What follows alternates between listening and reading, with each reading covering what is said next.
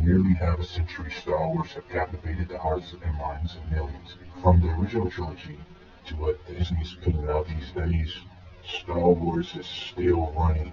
To this day, many people consider The Empire Strikes Back is the objectively best Star Wars film. If you critique it, it seems like it has almost no flaws. So it really holds up.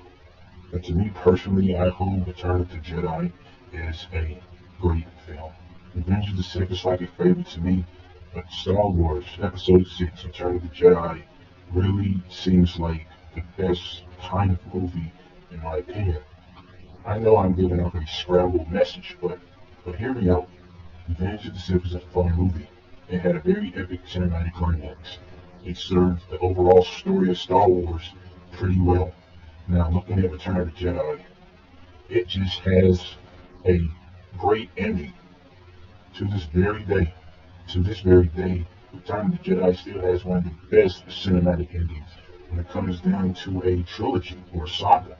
Before the prequels, it was a awesome cinematic ending to its own trilogy. And now it serves as an ending to the prequels as well. The prequels have built onto the evil representation of what the Empire is supposed to be. And truly, the prequels really are complementary to the original trilogy.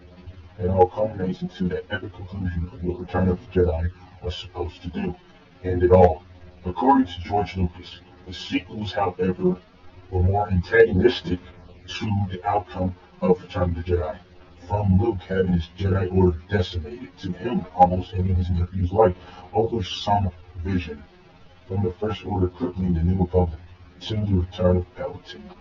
It all spits in the face of what Return of the Jedi did. When Return of the Jedi was re-released in theaters for the May the 4th anniversary celebration, it was in the number 4 spot in the top 5 weekend's box office.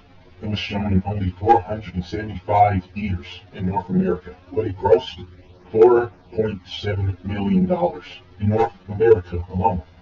That's the love for Star Wars.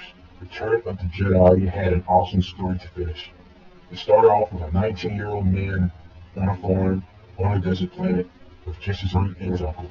In the next movie, he faced up to evil, lost a hand in the process, but ultimately he saw that there was good in his father. Bid his sister farewell, knowing that he might not ever see her again, and went to confront the ultimate evil, Darth Sidious. In the end, Luke was cremating the remains of Vader, his father now freed from the burdens of the dark side, went on in death to become a Force ghost. And there's Luke, looking off to see the Jedi that helped him along the way. And in the end, with a shot of all the heroes celebrating. What an awesome ending. Despite all of its flaws, Return of the Jedi is just a good story. It hits you with a good sense of finality. You have the victory celebration to close out the movie. It really felt like a awesome ending. That's why it hurts so much with what the sequels have done in tone and plot.